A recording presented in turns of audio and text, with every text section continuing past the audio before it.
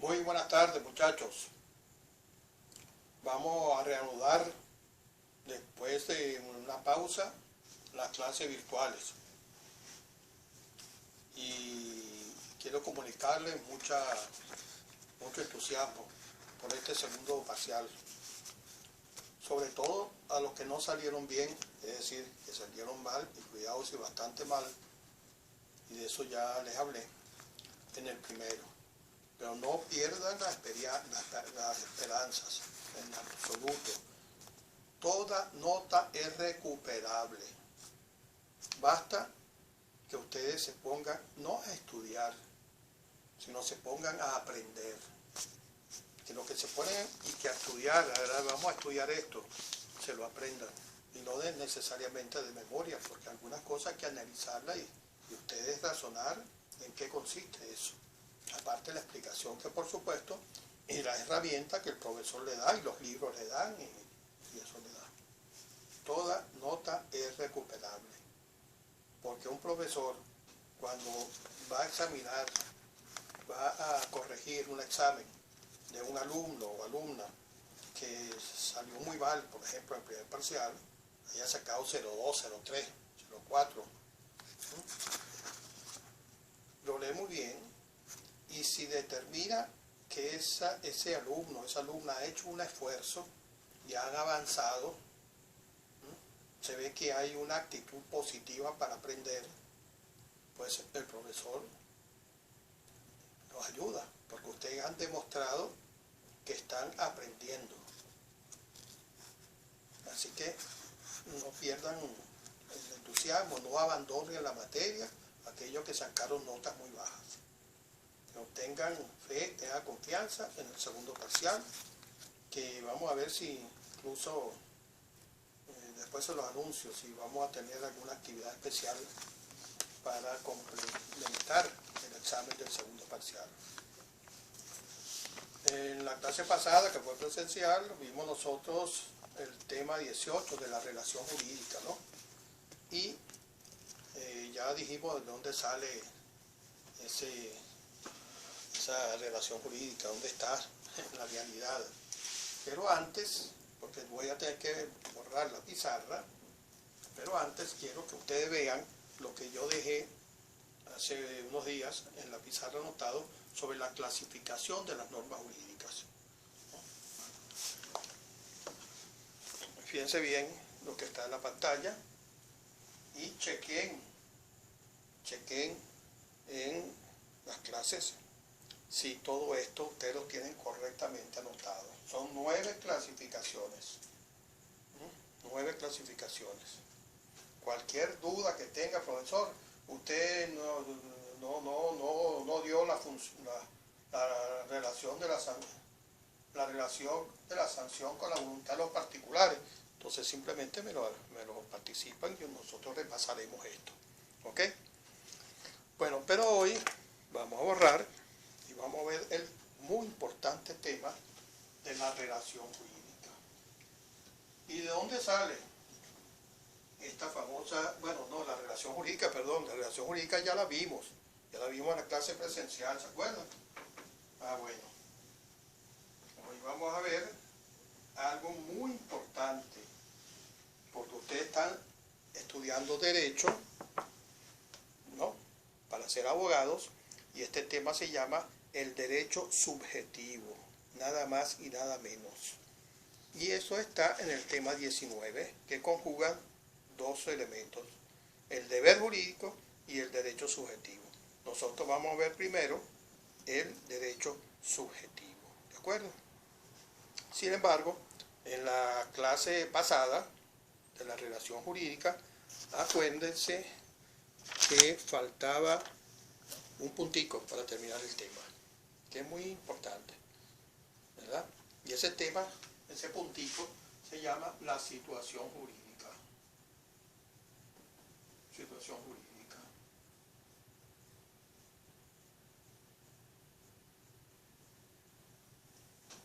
Situación jurídica.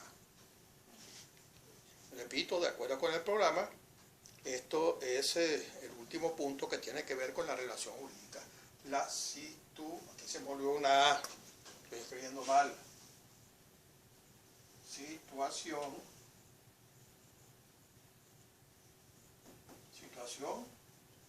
jurídica, una J, por supuesto, jurídica. Entonces, estamos hablando de la relación jurídica, ese vínculo que existe entre dos personas, una de las cuales está en la facultad de exigirle a otra, y la otra tiene el deber, la obligación de cumplir determinado deber jurídico. Entonces, ¿en qué consiste la situación jurídica? La situación jurídica la vamos a definir y la vamos a explicar bien con unos ejemplos para que ustedes lo tengan claro, porque el concepto es sencillo. Es un conjunto de derechos determinados o eventuales. Repito, conjunto de derechos determinados o eventuales que el derecho atribuye, es decir, el ordenamiento jurídico atribuye a una persona colocada en ciertas condiciones. Ese es el concepto que podemos nosotros utilizar de situación jurídica, porque todos esos conceptos más o menos todos se equivalen. Repito, la situación jurídica es aquel conjunto de deberes y de derechos eventuales o determinados que el ordenamiento jurídico establece o atribuye a una persona colocada en ciertas condiciones. Fíjense cómo se va a aclarar bien esto, que le ofrece seguramente algunas dudas, con algunos ejemplos. Fíjense ustedes, cada uno de ustedes es estudiante de la Católica, muy bien, pero antes de inscribirse y de prescribirse en la Universidad Católica, acuérdense, el año pasado, ustedes no eran estudiantes de la Católica, sino aspirantes a estudiar en la Universidad Católica. ¿Y qué hicieron? Se inscribieron. Fueron a la taquilla, pagaron lo que tenían que pagar, le dieron una serie de datos sobre sus personas y la universidad pues lo aceptó y lo incluyó en los listados de clase, le dieron sus secciones, este es su horario.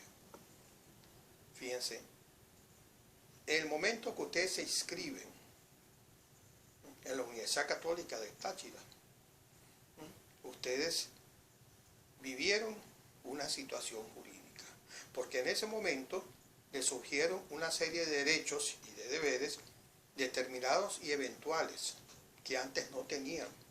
Simplemente por el hecho de inscribirse en la universidad, ustedes son parte de una situación jurídica nueva. Tienen los derechos que los reglamentos de la universidad les da. Empezando por el más importante de todos, ¿no?, que es la formación académica y otros derechos más. Y por supuesto los deberes que ustedes tienen también ya como estudiantes de la Universidad Católica del Táchira, que antes no tenían ustedes esos deberes y no tenían esos derechos antes de inscribirse. En el momento que se inscribieron, ustedes tuvieron una serie de derechos que están claramente establecidos, determinados en los reglamentos de la universidad y por supuesto en la ley de universidades. Pero también hay derechos, como dice la definición, eventuales. Los derechos, ya lo dijimos, ¿no?, el más importante es usted tiene derecho a recibir una formación académica y por supuesto los deberes de comportamiento, de pagar las cuotas mensuales, todos esos deberes. Y esos son derechos y deberes que están establecidos en los reglamentos de las universidades y naturalmente en la ley de universidades. Determinados. Pero también hay derechos eventuales. Por ejemplo, ustedes tienen el derecho de diferir una materia. Ustedes tienen el derecho de pedir información de errores. Pueden hacerlo, no pueden hacerlo, o no lo hacen si ustedes no quieren. Es un derecho que les surge, o un deber que les surge después que ustedes son miembros de la Universidad Católica del Táchira. Es eventual porque ustedes no necesariamente se supone que siempre van a estar difiriendo, o no difieren ninguna vez. Son eventuales porque eventualmente, ¿sí? Podrá haber un momento que ustedes deciden pedirle información de errores al profesor de una materia. Eso son sus derechos, pero el ejercicio, ¿no?, es eventual. A lo mejor ustedes pasan por los 5 años de estudio que tiene la universidad y nunca ejercen ninguno de esos dos derechos. No difieren en ninguna materia, no la solicitan y lo mismo, no piden información de errores, pero está en una situación jurídica nueva. Es lo mismo, otro ejemplo, bueno, como a mí no me alcanza el sueldo, entonces yo monto mi negocito allí, en la esquina aquí de la universidad, a vender empanadas, por ejemplo, chuchería. El momento en que yo pongo ese negocio, yo me convierto en unas formalidades, por supuesto, del Código de Comercio, yo me convierto en comerciante, y como comerciante me surgen una serie de deberes y derechos que antes no tenían. Tengo que pagar impuestos municipales, tengo que estar sujeto a las normas de sanidad y todas esas cosas. Por ejemplo, el matrimonio, eso está consagrado, el derecho a casarse en el Código Civil. El día que ustedes se casan, contraen matrimonio, en ese momento ahí surge una nueva situación jurídica. Está en una nueva situación jurídica, porque ahora tienen una serie de deberes y derechos que antes no tenían. Entonces, en eso consiste la situación jurídica, ¿correcto? Bien, y entonces vamos al tema del derecho subjetivo, que es muy importante. Bueno, todos los temas son importantes porque todos tienen que aprendérselo, no solamente estudiarlo, sino aprendérselo, y para, bueno, pasar en ese objetivo que lo tienen ya muy cerca, que es pasar al segundo año, y que todos tienen chance, inclusive los que salieron muy mal, siempre y cuando demuestren que ustedes no solamente estudiaron, sino que aprendieron, que estas grabaciones las miren, las escuchen, las vean, y hagan los esquemas, hagan, así como toman en clase apuntes, tomen apuntes también de estas grabaciones. Porque una de las impresiones que yo tengo después de haber leído muchos exámenes, muchísimos exámenes de ustedes, es que estas grabaciones ustedes no le han puesto atención. Y algunos quizás ni siquiera la han visto. A lo mejor se ponen a verla y se aburren y se ponen a dormir. Es posible. Pero esto es un sistema que es el oficial y ustedes tienen que adaptarse a ese sistema. ¿Dónde encontramos nosotros ese derecho subjetivo? ¿Lo están adivinando? Yo me imagino que unos cuantos ya lo adivinaron. En esta expresión.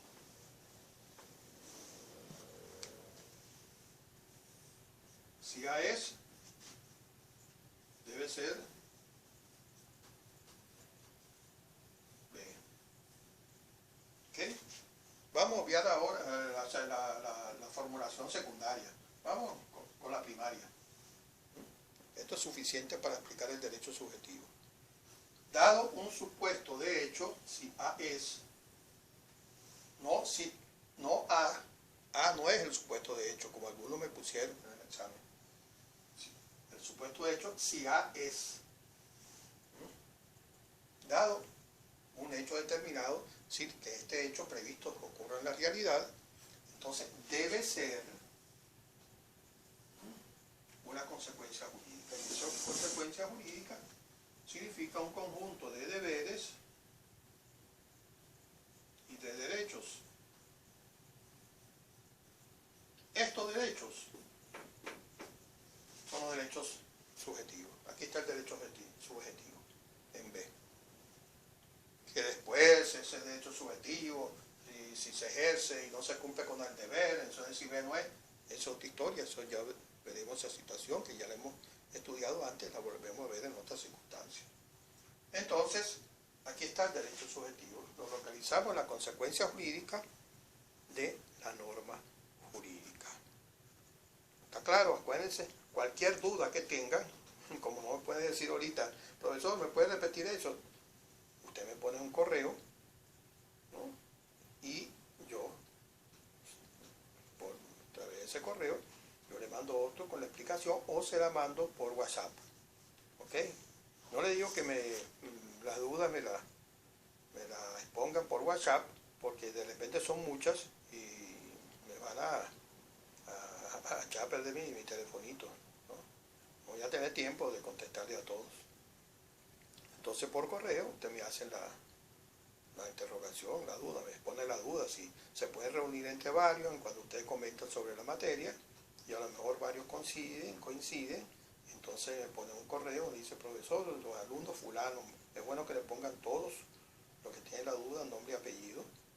Queremos que nos aclare este punto, yo se lo aclaro con mucho gusto. Entonces, aquí estamos nosotros localizando el derecho subjetivo dentro de la norma jurídica, es una parte de la norma jurídica.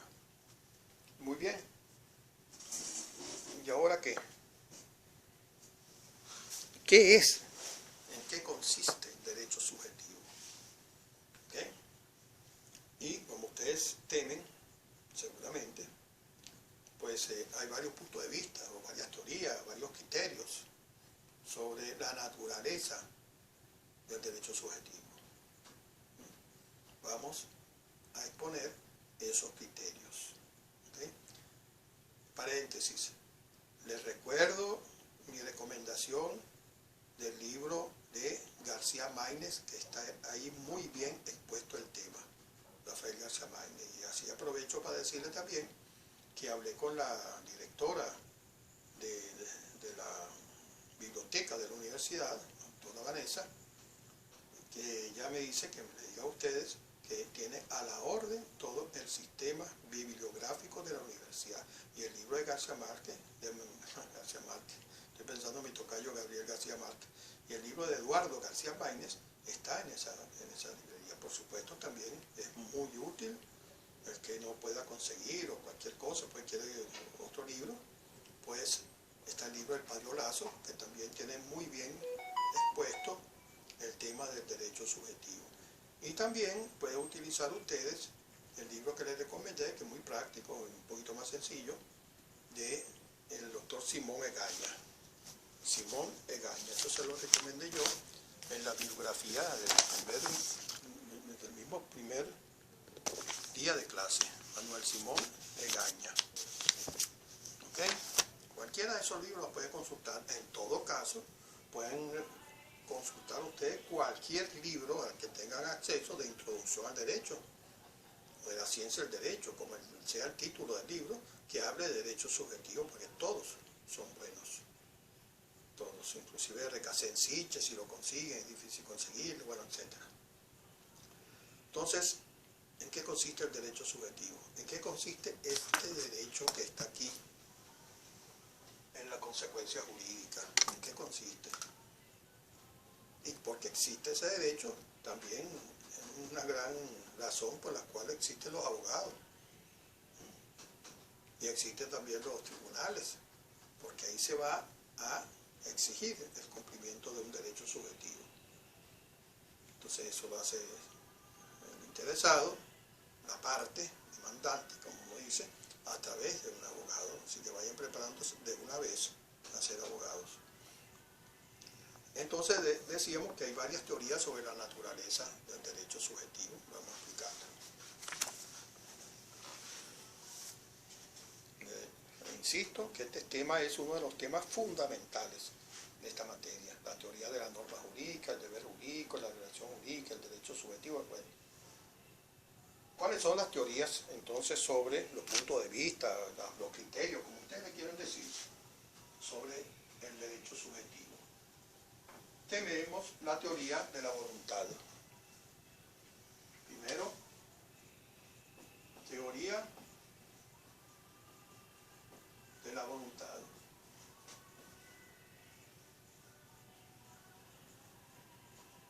La teoría de la voluntad la expuso el jurista Winsheim.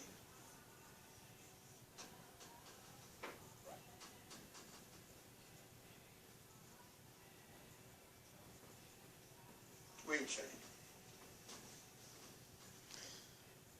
Póngale ojo a los autores, porque hay alumnos, inclusive de tercer año, que conseguí con la desagradable evidencia, que hay alumnos que no saben cómo se escribe, por ejemplo, Hegel. Uno lo escribe sin H, otro le puse S, Carlos Marx lo pone Marx. Entonces, cuando usted vaya a poner el nombre de un autor, que esté bien escrito, porque yo le puedo decir, cualquier profesor le puede decir, profesor, uno le puede decir a ustedes, mire, bachiller, este autor no existe, pero que yo lo estudié en sus apuntes y no, vaya a ver cómo se escribe y a ver si es el mismo, para que usted vea. Entonces, póngale cuidado a estos autores para que no se equivoquen en el nombre, claro. No todos, no es un apellido castellano, pero usted tiene que tener ya cierta cultura y todos los autores de esta materia o de cualquier otra materia, pues aprenderse bien los nombres y los apellidos. ¿Okay? Entonces, la teoría de Windsor.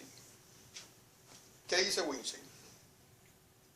Vamos a hacer el esquema de todas las teorías, después explicamos la de Windsor. Después está la teoría del interés. Teoría del interés. Teoría del interés. Teoría del interés. Y el autor de la teoría del interés es un autor también que es muy nombrado en Introducción al Derecho, Filosofía del Derecho, Jering.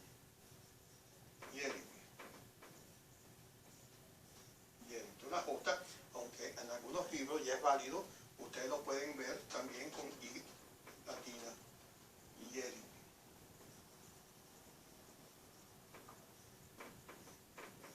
Es mismo. Algunos libros aparecen con J, otros aparecen con I latina. Si cualquiera de los dos es perfectamente válido. Vamos a dejarlo con J.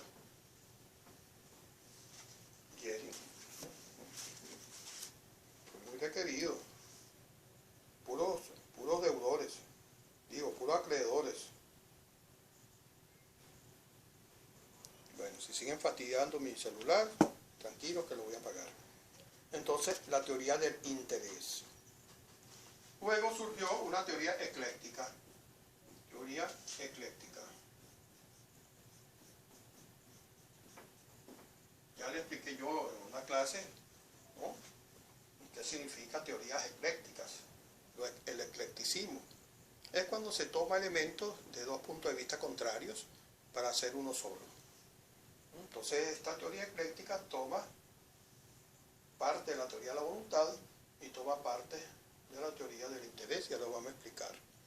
Y el autor de esta teoría ecléctica es Jelinek. Jelinek, también muy conocido en esta materia.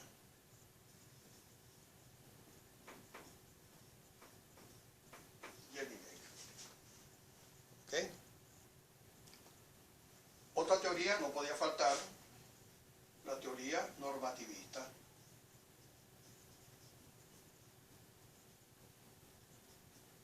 Aquí es la teoría normativista de Hans Kelsen. De Kelsen, que ya lo hemos nombrado en otros temas. Y luego también existe la teoría, podemos llamarla tradicional, teoría tradicional,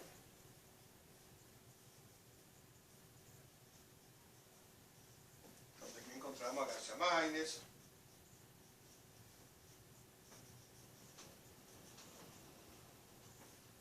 Pablo Lazo, Simón Egaña, de Casens, Sitges, de Casens, gran autor de Casens Sitges, etc.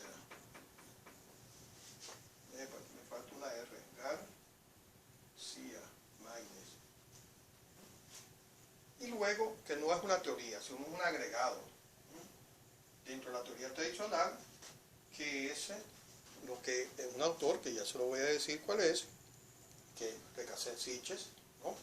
Que lo plantea como manifestaciones. Pero no es una teoría. Vamos a poner entre paréntesis manifestaciones. Vamos a poner como punto sexto manifestaciones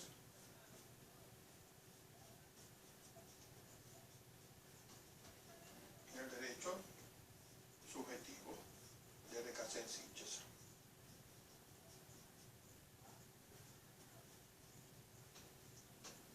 Recasens Sitges, español, huyó de la Guerra Civil Española, paró en México y ahí se convirtió en un gran profesor, un gran intelectual del derecho de la Universidad, la gran Universidad Autónoma de México.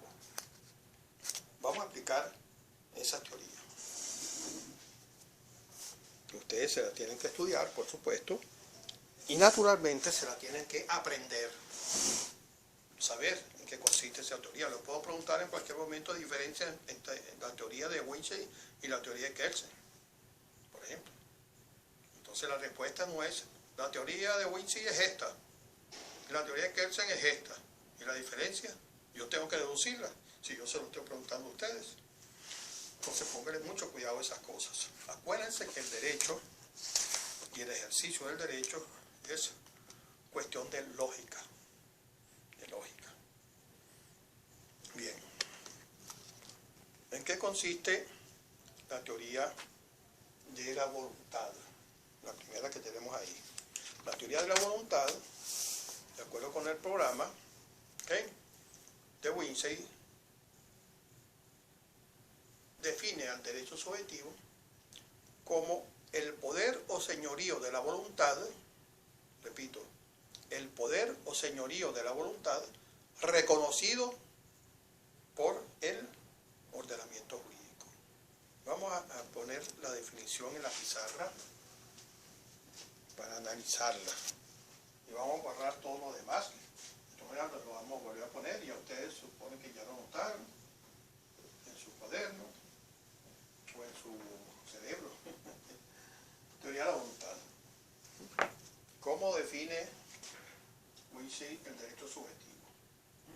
El poder o señorío de la voluntad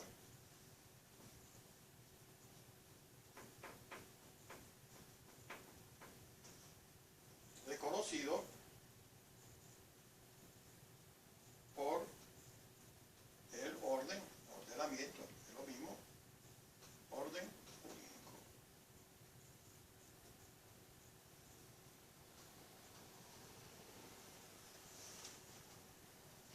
Esa es la definición de Windsay.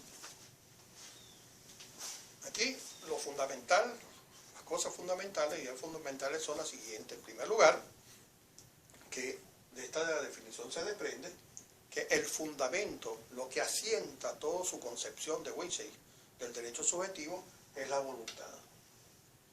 Si no hay voluntad, y él se refiere a una voluntad psicológica, no hay derecho subjetivo. Siempre y cuando que esa voluntad esté reconocida por el ordenamiento jurídico. Así que el ordenamiento jurídico permita esa manifestación de voluntad. Entonces, si yo tengo la voluntad, el querer de hacer algo, y el ordenamiento jurídico me permite, me lo autoriza, quiere decir que yo tengo un derecho subjetivo. Quiere decir que sin voluntad no hay derecho subjetivo. Esto es muy importante. Entonces, el derecho subjetivo es un poder. No pueden decir ustedes, si no se puede, la palabra poder puede decir facultad. Facultad. Puede decirlo también señorío. De la voluntad, esta es la clave, reconocido,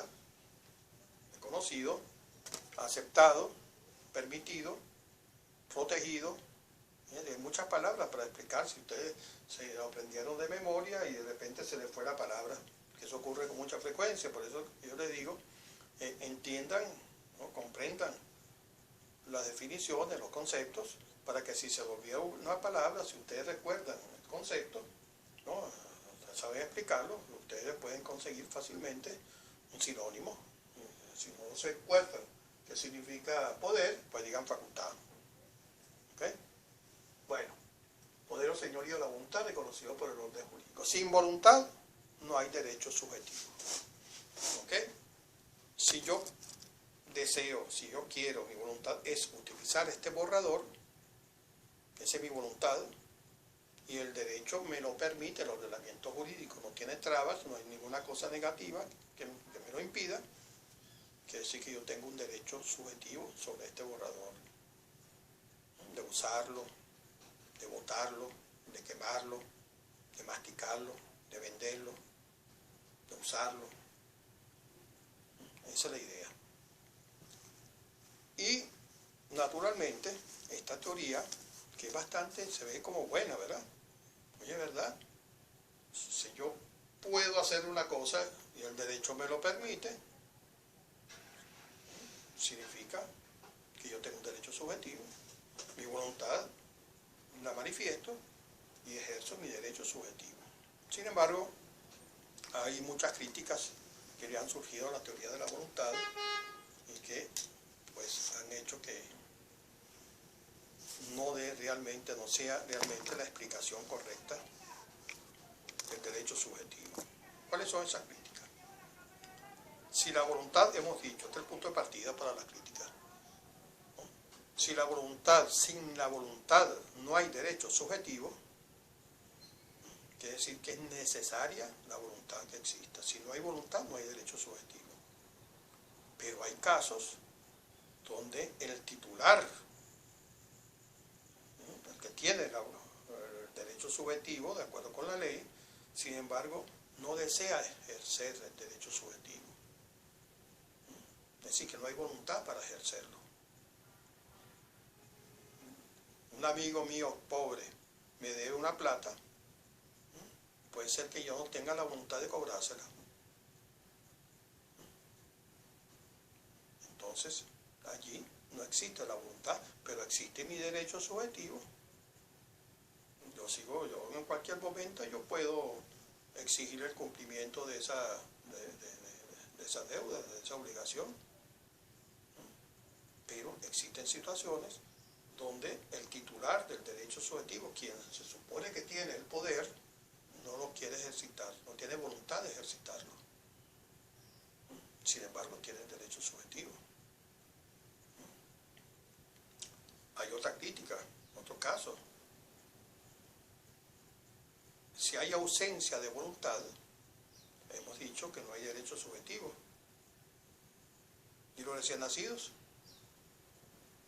Un niño recién nacido no se puede decir que tiene la voluntad psicológica, que tiene voluntad psicológica, porque todavía no la ha desarrollado. Que si tiene hambre se pone a chillar y es una manifestación de voluntad, no, es una ley natural. Que lo hace reaccionar ante una carencia de necesidad de comida. Pero no es porque su voluntad le dice, pide comida, quiero comer, eso no es su voluntad.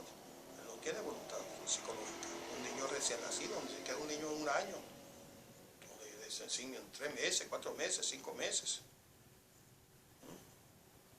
Y sin embargo, ellos tienen derecho subjetivo. El caso, por ejemplo, de un incapacitado, una persona que tenga una interdicción por un problema mental, que no puede ejercer los derechos. El hecho que no pueda ejercer los derechos no significa que no los tenga. Tiene derecho, pero no lo puede ejercer. Si no tiene voluntad y tiene derecho subjetivo, entonces la voluntad no es el elemento clave, porque hace falta la voluntad del incapacitado, para alguien que tenga problemas mentales gravísimos. No tiene voluntad en sentido psicológico, pero tiene derecho subjetivo. Es decir, que la voluntad existe. siempre para producir el derecho subjetivo, para ejercer el derecho subjetivo. El derecho subjetivo puede existir sin voluntad. Repito que es el caso del que titular de un derecho subjetivo que no le quiera ejercer. Un recién nacido no sabe, no tiene noción todavía de que tiene derechos subjetivos y los tiene, ¿no? Un capacitado mental, por ejemplo, tiene derechos subjetivos, pero no sabe que los tiene y no sabe cómo manejarlos. Las llamadas personas morales, que ustedes habían estudiado ya en derecho civil, las personas morales. Las personas morales, que algunos autores llaman morales, pues no tienen voluntad psicológica. Por ejemplo, una sociedad mercantil, una compañía anónima, tiene derechos subjetivos y bastante. Un banco, por ejemplo, tiene derechos subjetivos, pero no hay voluntad psicológica. Es la voluntad de esa persona jurídica, pero no es una persona que tenga una voluntad psíquica y tiene derechos subjetivos. Lo mismo, por ejemplo, y esto es un caso extremo, hay situaciones donde no se puede renunciar a un derecho subjetivo, como el caso de las prestaciones sociales en el derecho al trabajo, que ya ustedes estudiarán cuando llegan a cuarto o quinto año, derecho laboral, derecho al trabajo, lo mismo. Ahí ustedes estudiarán que no está permitido, de acuerdo con la ley del trabajo, renunciar a las prestaciones. Usted tiene un derecho subjetivo, usted lo quiere renunciar, ni siquiera que no lo conoce, no.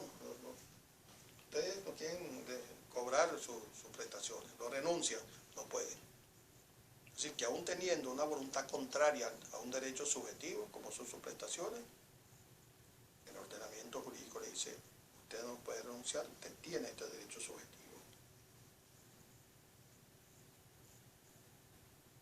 Bueno, y hay muchos otros casos. Por ejemplo, el desconocimiento, ¿no? El desconocimiento de tener un derecho subjetivo. Hay otro caso aparte del que pusimos de recién nacido.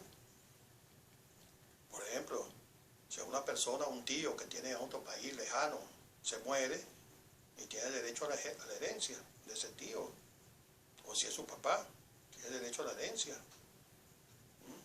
si está asignado en un testamento, pero no sabe que le dejaron nada en un testamento, o no sabe que esa persona se murió. En ese momento entonces no tiene derecho subjetivo. Sin embargo, él tiene el derecho subjetivo. Así se desconozca que tiene ese derecho.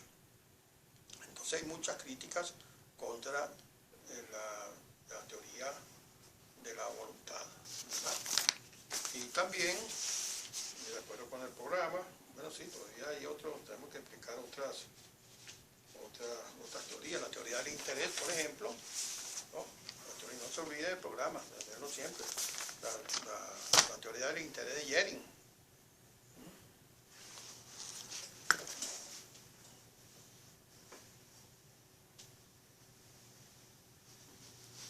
Esta es muy parecida a la teoría de la voluntad. Teoría del interés de Jering.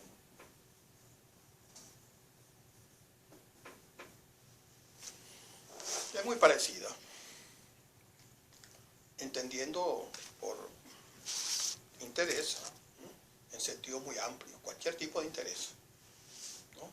Y él define como derecho subjetivo todo interés jurídicamente protegido. Ya está. Lo ponemos en la pizarra. Todo interés jurídicamente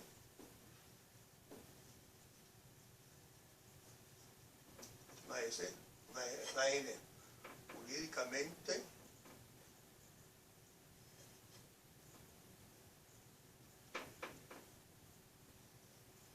protegido. fallando el marcador.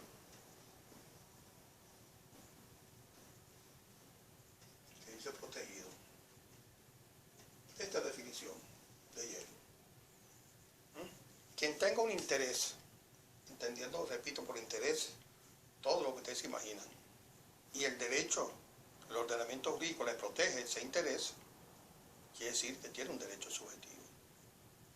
Simplemente lo que hace Yeri es sustituir el concepto de voluntad, la voluntad, por el concepto de interés, porque como las críticas fueron tan fuertes contra Winshey, contra la voluntad, entonces, bueno, quitó la voluntad y puso el interés.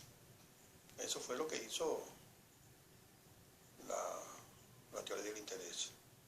Todo interés jurídicamente protegido significa que se tiene un derecho subjetivo.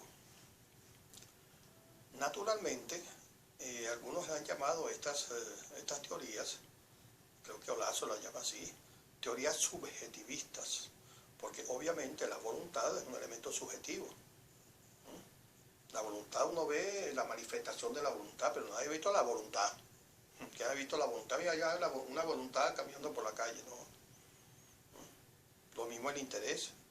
El interés se conoce en cuanto a su manifestación, cuando uno manifiesta el interés hacia algo.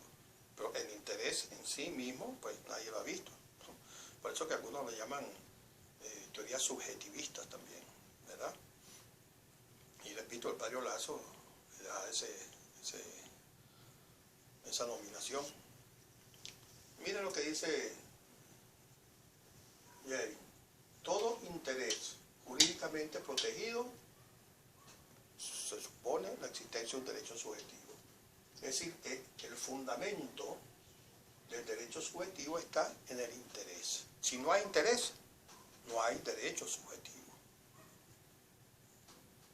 Bueno, ¿y qué pasa? Que es el mismo razonamiento de Winshey, el mismo razonamiento de la teoría de la voluntad, exactamente lo mismo.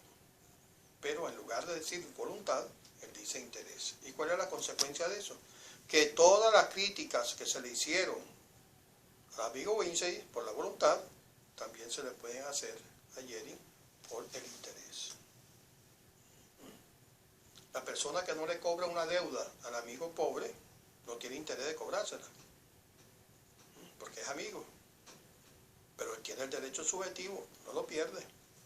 Si el derecho subjetivo se fundara en la voluntad, al no tener la voluntad de cobrarle, pierde el derecho subjetivo y no lo pierde. O, de acuerdo con Yeri, ¿no?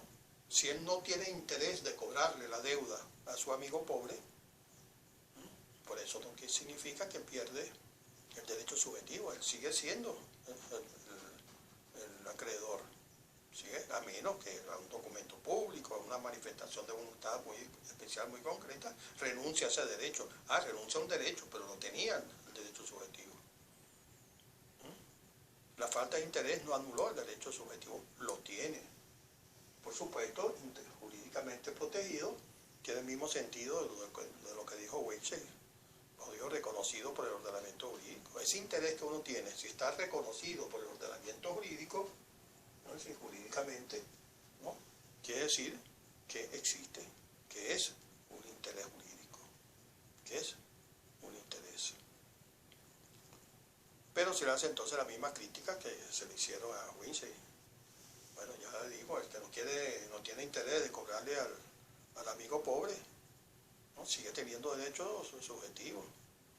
Una persona que ignora que tiene una herencia porque todavía no se la han participado, por la persona que le dejó la herencia, vive en un país muy lejano, con dificultad de comunicación, él tiene derecho subjetivo sobre esa herencia, y él no lo sabe todavía, él lo sabrá algún día, yo no lo sabe nunca, pero sigue siendo titular de ese derecho subjetivo. Un interés tampoco lo tiene, por ejemplo, un recién nacido. Un recién nacido cuando empieza a chillar, bueno, seguramente le duele algo, tiene hambre, quiere comer, él tiene el derecho de comer, pero él no sabe qué es eso, no tiene idea. Simplemente su cuerpo, acuérdense las leyes naturales, aquí no hay normas jurídicas, leyes naturales son las que hacen que él llore. Él tiene derecho subjetivo. No tiene interés desde el punto de vista psicológico, pero tiene el derecho subjetivo. Y así, toda la más crítica que le hicimos a Winshey, pues perfectamente cabe respecto del interés. ¿De acuerdo? Esa es la teoría de Jelinek. Tenemos la teoría ecléctica de Jelinek, perdón. Esta sí es de Jelinek, la teoría ecléctica, como nosotros ya lo hemos puesto en la pizarra. Aquí hay un error. Esta es la segunda teoría. La primera fue la de la voluntad. Y ahora vamos a ver la tercera. La tercera teoría.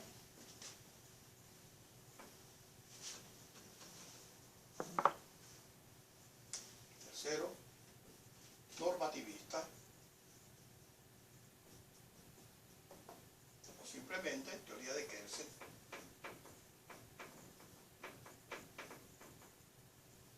Teoría de Kelsen, teoría normativista.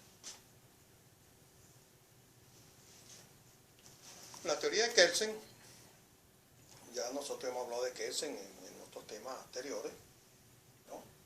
Parte de la base que el derecho subjetivo es igual a, no vimos la ecléctica, me perdonan, un punto más en los exámenes y un punto menos para mí.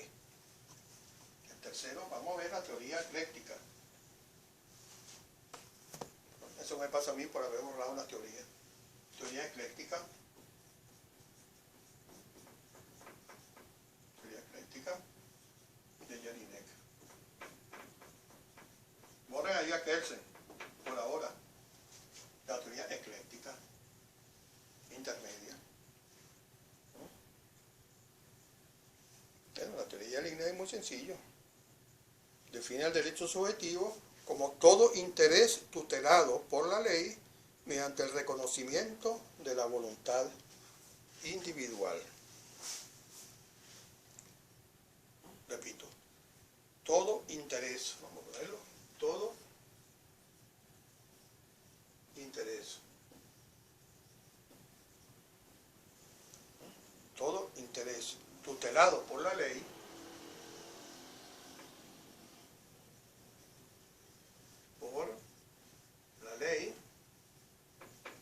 mediante el reconocimiento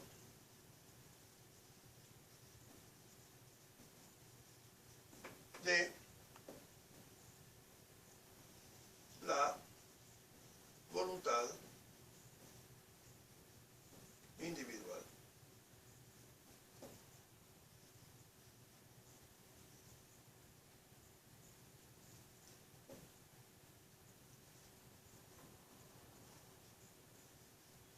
A ver si tengo otro lapicero marcado por aquí. Te está fallando mucho y están caros los lapiceros.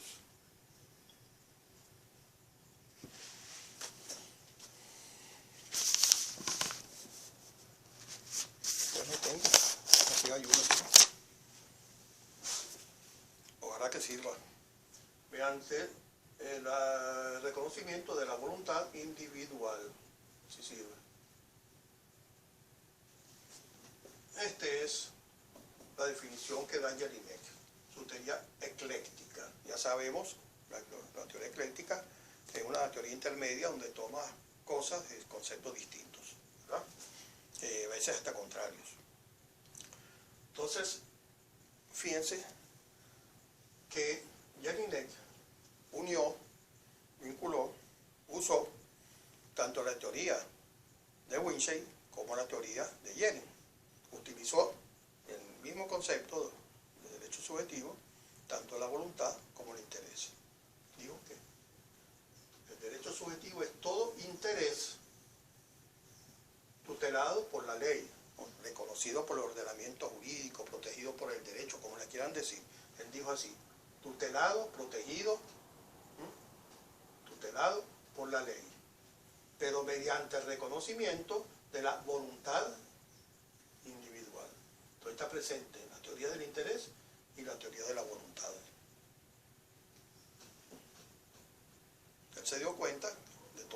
crítica que le habían hecho a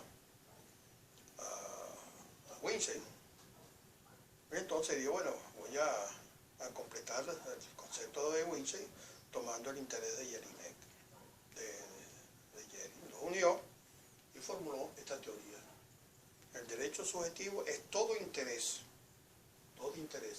protegido por el ordenamiento jurídico, tutelado por la ley, permitido por el derecho, mediante el reconocimiento de la voluntad individual. No basta con tener el interés, sino hay que tener la voluntad de ejercerlo.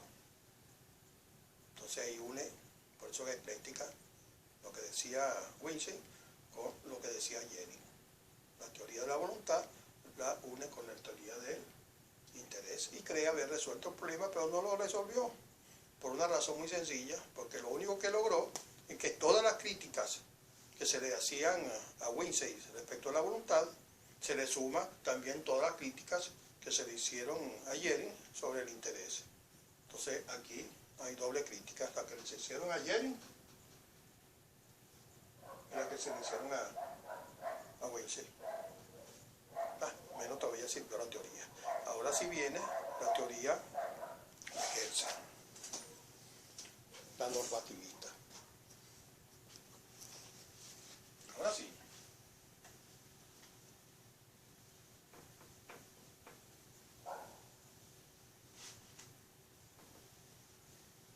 La normativista de Hans Kelsen.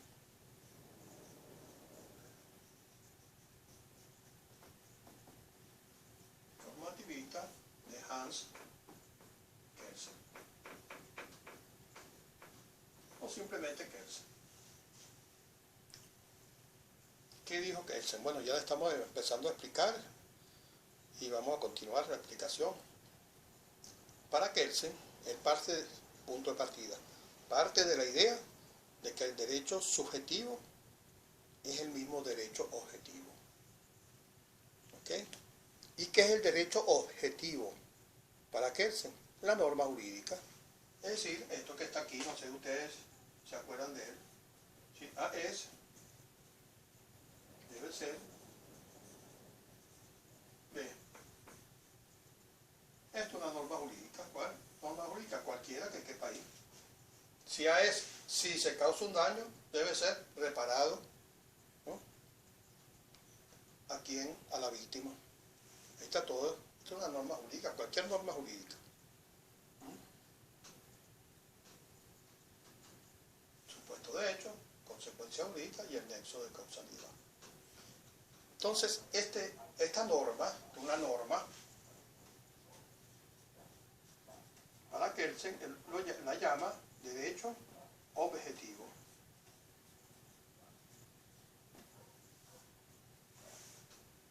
Y dice que esto es lo mismo que decir derecho subjetivo.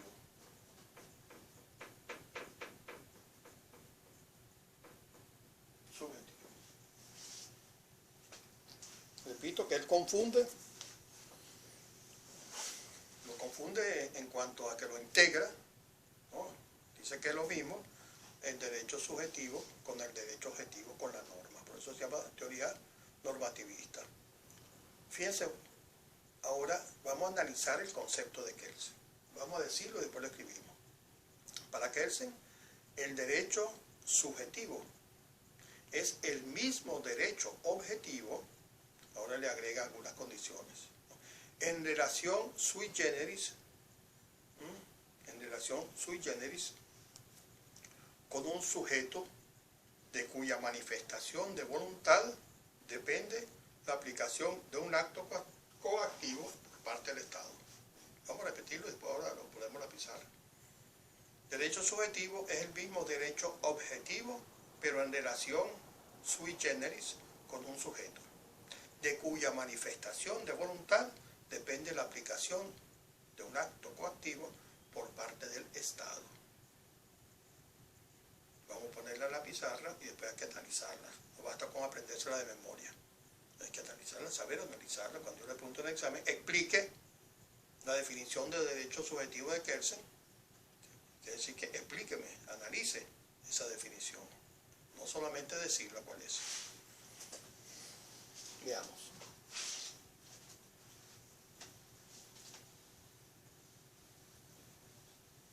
Entonces, para Kelsen, derecho subjetivo es el mismo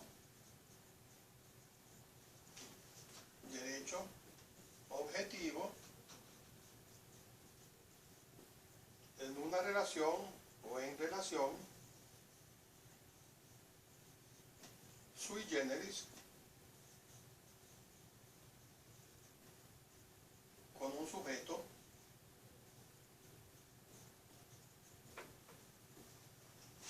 de cuya manifestación de voluntad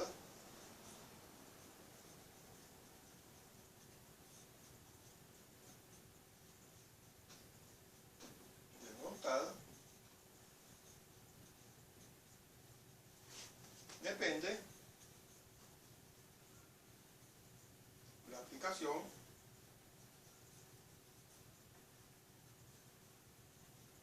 de un acto coactivo, toma de un acto coactivo por parte del ¿se ve? Sí. Estado.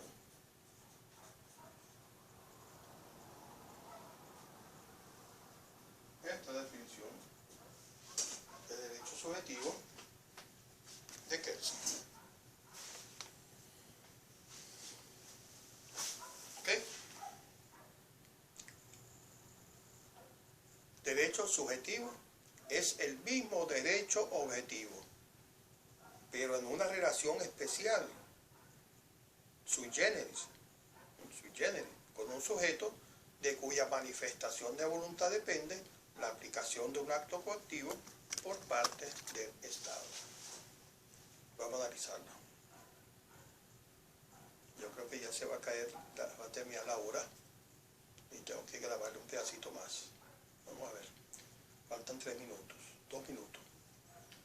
Entonces, el derecho subjetivo, que el que estamos estudiando, es el mismo derecho objetivo. Al decir esto, ¿qué está diciendo Kelsen? Que el derecho subjetivo es la misma norma, es la norma, porque el derecho objetivo para él es la norma. ¿Okay? Pero en una relación sui generis, ¿qué significa relación sui generis? Que es una expresión en latín, sui generis, que se usa bastante. Acuérdense que en derecho hay muchos latinazos, ¿no? Allá en Valencia, cuando yo estudiaba, había que aprenderse muchas cosas en latín, ¿no? Me acuerdo mucho la definición de obligaciones, obligatio es iuri vinculum secundum nostra civitatis iura, bueno, era más larga, ¿no? Y así muchísimos conceptos. Aquí en la Universidad Táchira, afortunadamente digo yo, porque no es indispensable saberse latín, pues algunos profesores seguramente exigen expresiones en latín, pero no tanto como se hacía ya en la Universidad de Carabobo, en la Universidad Central. Bueno. Entonces, el derecho subjetivo, el mismo derecho objetivo en relación especial, sui generis significa especial. Algo especial es algo sui generis. En una relación sui generis, es decir, este derecho subjetivo, el mismo derecho objetivo, tiene una relación especial con un sujeto. ¿Cuál sujeto? ¿Cuáles sujetos son los que existen en la norma jurídica? Si A debe ser B, en B. Sujeto activo, sujeto pasivo. El sujeto pasivo es el sujeto obligado, el que tiene los deberes, y el sujeto activo es el sujeto pretensor, el que tiene los derechos. Entonces, esto es una relación especial con un sujeto de cuya manifestación de voluntad depende la aplicación de un acto coactivo por parte del Estado. Entonces, este sujeto aquí es el sujeto activo, el que tiene ese derecho. ¿Qué significa esa expresión?